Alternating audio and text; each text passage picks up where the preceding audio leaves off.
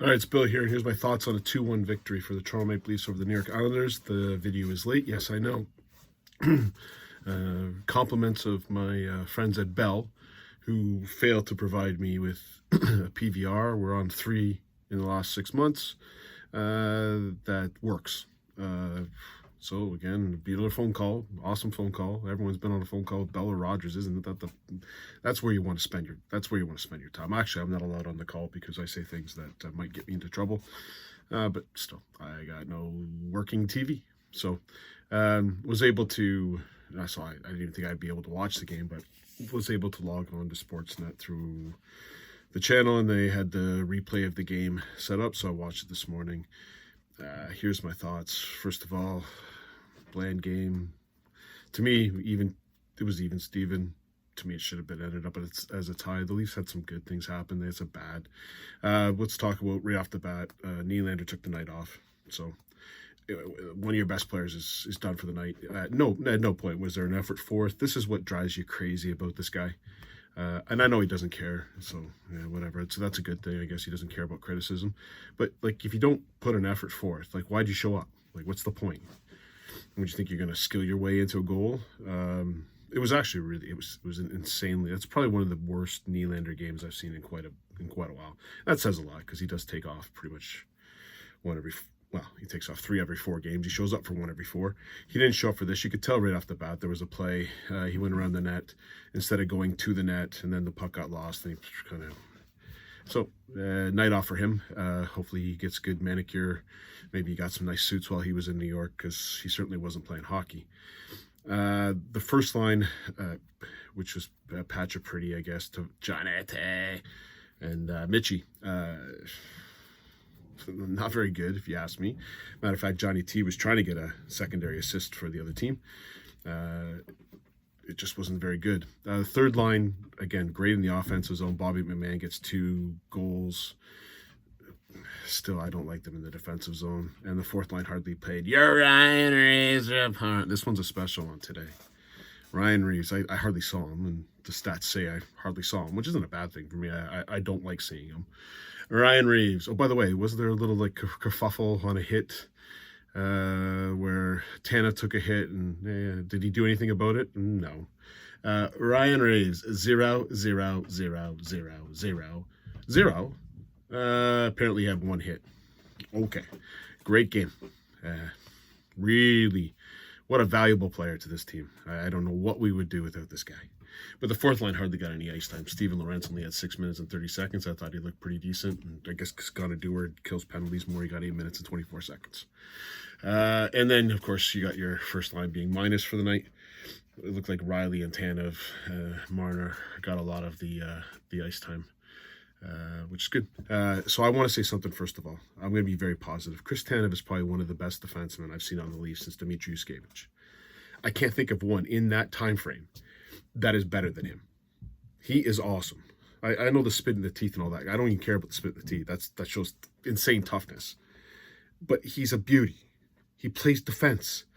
He blocks shots. He does everything you ask a defenseman to do. He's even made Jake McCabe look like a defensive defenseman. Chris Tanev is awesome. I love Chris Tanev.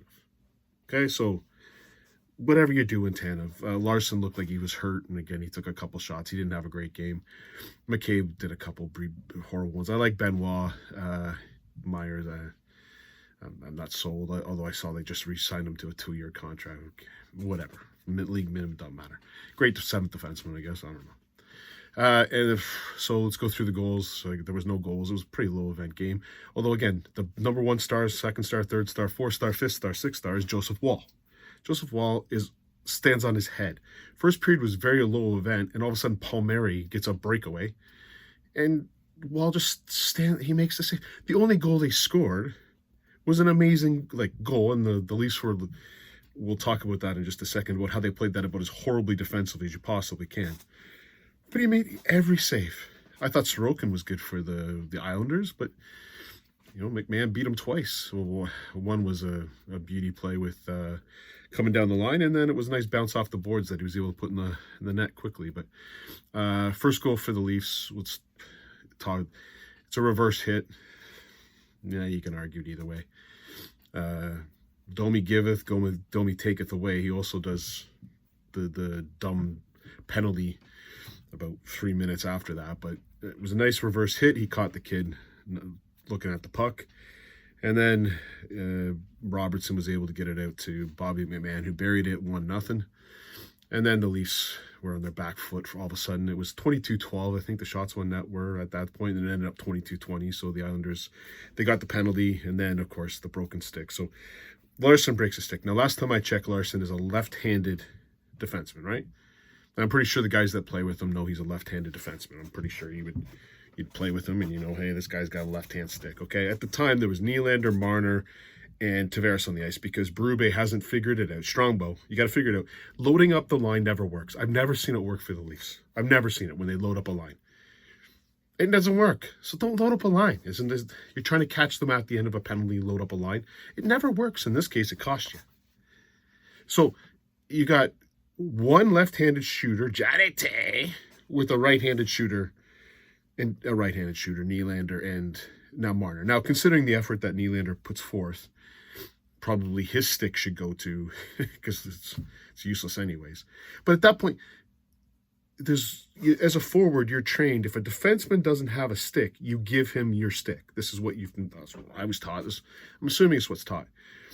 So Marner didn't give the stick right away because Marner's thinking, I'm a right-handed shot.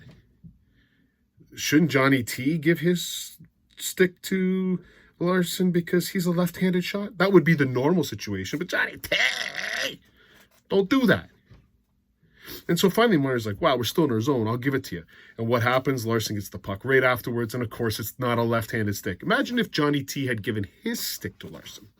He would have been on his left hand, on the forehand, and he could have wrapped it out. No, he sees that he's got the wrong-handed stick, so he goes to the backhand. Well, how much are you going to get on the backhand? And it stays in the zone. Now you got your best defensive forward, Marner, with no stick.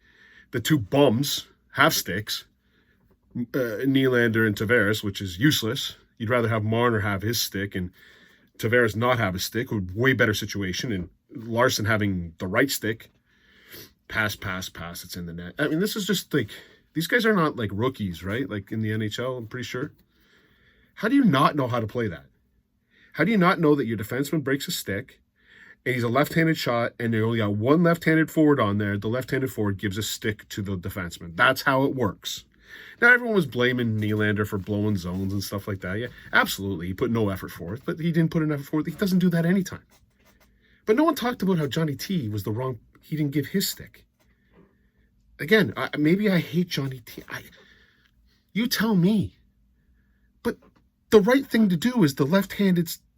Like if Tanev broke his stick, then it should have been Marner or Nylander to give the stick. But if it's a left-handed shot, you get the left-handed forward to give a stick. No one talked about it. I'm not surprised.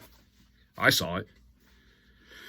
Anyways, and then we go to the third period, right to the end. Again, Wall stands on his head for the entire third period. The Leafs get a power play. You could argue the call. Well, there's a couple calls both ways that were a little bit iffy. However, McMahon on the roll, Potts at home. And then the Islanders got a goal after the whistle. It was definitely after the whistle.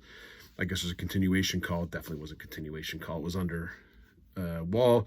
And then, I forget, it was Ely or Nelson whacked Wall, and that's what freed up the puck. If it went the other way, when I've seen it the same way, I'd like to think I would. Whistle was definitely blown, and the puck wasn't like just sitting there.